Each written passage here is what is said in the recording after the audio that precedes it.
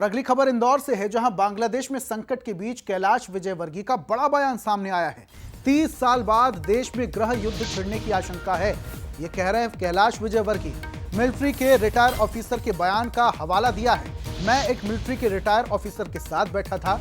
उन्होंने बताया कि 30 साल बाद देश के अंदर गृह युद्ध होगा। हमारे देश के अंदर डेमोग्राफी बहुत तेजी से बदल रही है। तो ये बड़ी बात, बड़ा बयान कैलाश विजयवर्गीय का माना जा रहा है। उन्होंने एक मिलिट्री के रिटायर ऑफिसर का हवाला देते हुए ये बात कही और उनका कहना है कि 30 साल बाद देश के अंदर गृह युद्ध होगा। ये बड़ी खबर। अब कैलाश विजयवर्गीय के इस बयान के बाद सियासी गलियारों में भी सुर्खियां तेज हो चुकी हैं। और क्या कुछ कहा कैलाश विजयवर्गीय ने, सुनिए। मिलिट्री के रिटायर ऑफिसर, वो काफ़ी सामाजिक काम में, उन्होंने कहा 30 साल बाद इस देश के अंदर गृह युद्ध प्रारंभ हो जाएगा। 30 साल बाद आप लोग रह नहीं पाएंगे। ऐसी स्थिति बन सकती है जिस प्रकार की हमारे देश के अंदर डेमोग्राफी बदल रही है। हमें इसके ऊपर विचार करना है, चिंतन करना है, और जो एक हिंदू शब्द है ये कैसे मजबूत हो, इसके लिए काम करना चाहिए। मैं इस अवसर पर पूरी संस्था के पदाधिकारियों, मुछाल जी, अंकित जी, सबको बधाई देता हूँ। और कैलाश विजयवर्गीय के इस बयान से अब राजनीतिक सरगर्मियां तेज हो चुकी हैं, लेकिन डेमोग्राफी देश की किस तरीके से बदलेगी, क्या कुछ बात रहेगी, ग्राफिक्स के जरिए आपको समझाने की कोशिश करते हैं। 1950 और 2015 के बीच हिंदुओं की आबादी 78, माफ कीजिएगा 7.8% घट चुकी है। ये एक बड़ा आंकड़ा है। 1950 से 2015 के बीच का यह बड़ा आंकड़ा है, जहां हिंदुओं की आबादी 7.8% घट गई है। प्रधानमंत्री की आर्थिक सलाहकार परिषद की स्टडी के अनुसार ये आंकड़े हैं। भारत की जनसंख्या में अल्पसंख्यकों की हिस्सेदारी बढ़ रही है। पाकिस्तान और बांग्लादेश में मुसलमानों की हिस्सेदारी बढ़ रही है। भारत में मुस्लिम आबादी में 43.15% की बढ़ोतरी हुई है। पहले 9.84% मुसलमान थे और अब 14.09% हो गए हैं, यानी काफी ज्यादा आंकड़ा बढ़ गया है। 1950 में जनसंख्या में हिंदुओं की हिस्सेदारी 84% थी। 2015 में हिंदुओं की हिस्सेदारी घटकर 78% हो गई है, यानी 84% पर आ गई है। तो ये कुछ महत्वपूर्ण बातें थी। देश की डेमोग्राफी बदल रही है और इसको लेकर कैलाश विजयवर्गीय ने एक बड़ा बयान दिया है। ये बड़ी खबर, मिलिट्री के रिटायर ऑफिसर के हवाले से उन्होंने बड़ा बयान दिया और उन्होंने कहा कि आने वाले 30 सालों बाद यहां देश में गृह युद्ध होगा।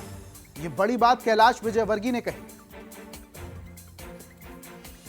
और कैलाश विजयवर्गीय के बयान के बाद अब राजनीतिक सरगर्मियां भी तेज हो चुकी हैं और बयानबाजी भी शुरू हो चुकी है।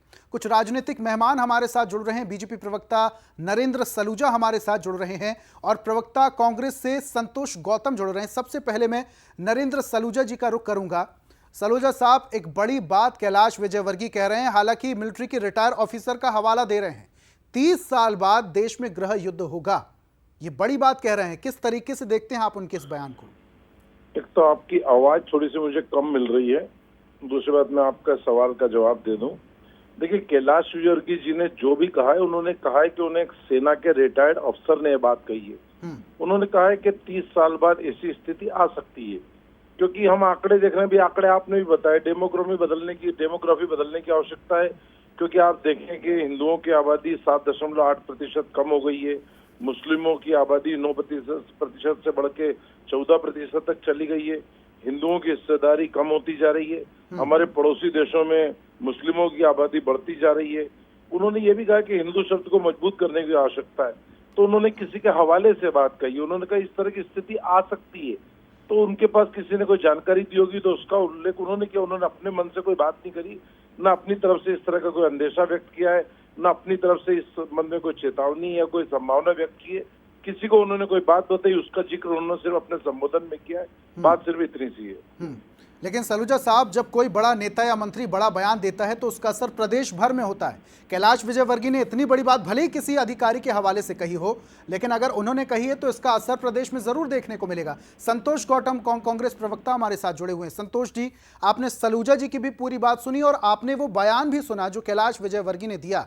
30 साल बाद देश में गृह युद्ध की स्थिति, क्या कहते हैं इस विषय में? देखिए, जो कैलाश विजयवर्गीय जी ने जो बयान दिया है वो भले ही किसी के हवाले से दिया हो, अगर किसी के हवाले से उन्होंने कोई बात सुनी थी तो उनको उस पर खामोश रहना चाहिए, उनको अपने अंदर कंजन में लेना चाहिए। लेकिन अगर उन्होंने सार्वजनिक रूप से कोई बात बोली है तो ये एक भड़काऊ बयान की श्रेणी में माना जाना चाहिए और निश्चित रूप से कैलाश विजयवर्गीय के विरुद्ध भी इस पर प्रकरण दर्ज होना चाहिए कि इस प्रकार से भड़काऊ बयान दे रहे हैं कि 30 साल बाद वो गृह युद्ध की संभावनाएं व्यक्त कर रहे हैं। ऐसा कहकर आज क्या वो इस देश में खलबली मचाना चाहते हैं, उथल पुथल मचाना चाहते हैं? दरअसल जो डेमोग्राफी बदली है वो मुसलमान और हिंदू की नहीं बदली है, ये डेमोग्राफी बदली है जो भारतीय जनता पार्टी की सीटों की जो डेमोग्राफी बदली है ना, उसके कारण ऐसे बयान आ रहे हैं भारतीय जनता पार्टी के नेताओं के और भारतीय जनता पार्टी के जो अन्य प्रवक्ता हैं। लेकिन संतोष साहब, माफ कीजिएगा, बड़े निवेदन के साथ मैं आपको रोक रहा हूं, लेकिन इस दौरान प्रधानमंत्री के आर्थिक सलाहकार परिषद का जो स्टडी आई है, जो आंकड़े सामने आए हैं, उस पर भी नजर डालना बहुत ज्यादा जरूरी है। 84% से हिंदुओं की आबादी सीधे 78% पहुंच चुकी है। यह भी तो एक चिंता का विषय है हिंदुस्तान के लिए।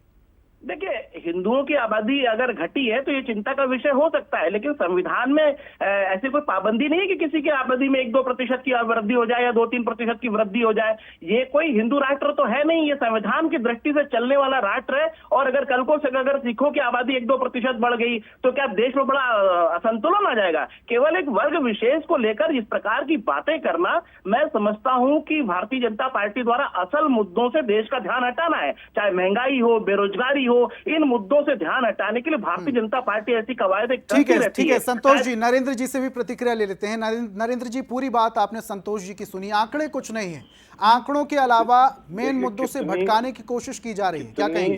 कितने शर्मनाक बात कह रहे हैं कि यह कोई हिंदू राष्ट्र नहीं है, यहाँ कोई आबादी 1-2% कम पड़ गई तो कौन सा फर्क पड़ने वाला है? अरे इनको फर्क पड़ता है, मुस्लिमों की आबादी कम हो जाती तभी इनको फर्क पड़ता।